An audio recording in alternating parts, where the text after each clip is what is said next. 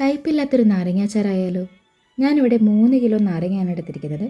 അത് ആവിയിൽ വേവിച്ച് 4ആയിട്ട് മുറിച്ചതിന് ശേഷം ഉപ്പ് പുരട്ടി 2 മണിക്കൂറത്തേക്കൊന്ന് സെറ്റാക്കാൻ വയ്ക്കാം. അതിനുശേഷം കട്ടിയുള്ളൊരു ഉരുളി അടപ്പത്ത് വെച്ച് നല്ലെണ്ണ ഒഴിച്ച് 2 സ്പൂൺ കടുകും 2 സ്പൂൺ ഉലുവയും 100 വെളുത്തുള്ളിയും 100 പച്ചമുളകും ഇട്ടതിന് ശേഷം ആവശ്യത്തിന് ഉപ്പും കറിവേപ്പിലയും ഇട്ട് നല്ലോണം ഒന്ന് വാട്ടിയെടുക്കുക. ഇനി ഇതിലേക്ക് ആവശ്യമായ പൊടികൾ നമുക്ക് ചേർക്കാം.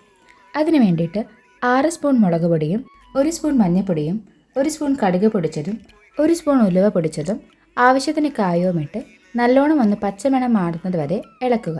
ഇതിലേക്ക് നമ്മുടെ നാരങ്ങയിട്ട് വേണ്ടി വന്നാൽ കുറച്ച് ഉപ്പുമിട്ട് 2 കയ്യിൽ ചൂടുവെള്ളവും ഒഴിച്ച് നല്ലോണം ഒന്ന് നമുക്ക് വേവിച്ചെടുക്കാം. കയ്പും പുളിയൊന്ന് ബാലൻസ് ചെയ്യാൻ വേണ്ടിയിട്ട് 2 സ്പൂൺ പഞ്ചസാരയും നമുക്ക് ഇതിനകത്തേക്ക് ചേർത്ത് കൊടുക്കാം. അങ്ങനെ നമ്മുടെ നാരങ്ങ അച്ചാർ ഇവിടെ റെഡി ആയിട്ടുണ്ട്. ഇത് നല്ലോണം ചൂടാറിയതിന് ശേഷം ഒരു ഗ്ലാസ് ജാറിലേക്ക് നമുക്കിത് പകർത്തി വയ്ക്കാം. അങ്ങനെ ഈ വർഷത്തെ നാരങ്ങ അച്ചാർ അമ്മ ഇവിടെ റെഡിയാക്കിയിട്ടുണ്ട് കേട്ടോ. വീട്ടിലൊക്കെ അമ്മയുടെ അച്ചാറുകളാട്ടോ എല്ലാവർക്കും പ്രിയപ്പെട്ടത്.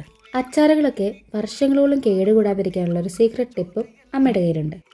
അതിന് വേണ്ടിയിട്ട് 2-3 സ്പൂൺ നല്ലെണ്ണ ചൂടാക്കി അത് ചൂടാറിയതിന് ശേഷം ഒരു വാഴയില വാട്ടി ഇതുപോലെ വട്ടത്തിൽ മുറിച്ച് നമ്മുടെ എണ്ണയും ഒഴിച്ച് നല്ലോണം ഒന്ന് ടൈറ്റാക്കി അടച്ചു വെച്ചാൽ നമ്മുടെ അച്ചാർ ഇവിടെ റെഡി ആയിട്ടുണ്ട്. ഒരാഴ്ചയ്ക്ക് ശേഷം ഈ അച്ചാർ നമുക്ക് ഉപയോഗിച്ച് തുടങ്ങാം കേട്ടോ. അപ്പോൾ എല്ലാവരും ഈ അച്ചാർ ഒന്ന് ട്രൈ ചെയ്ത് നിങ്ങളുടെ അഭിപ്രായങ്ങളൊക്കെ ഒന്ന് കമൻസിൽ അറിയിക്കാം കേട്ടോ.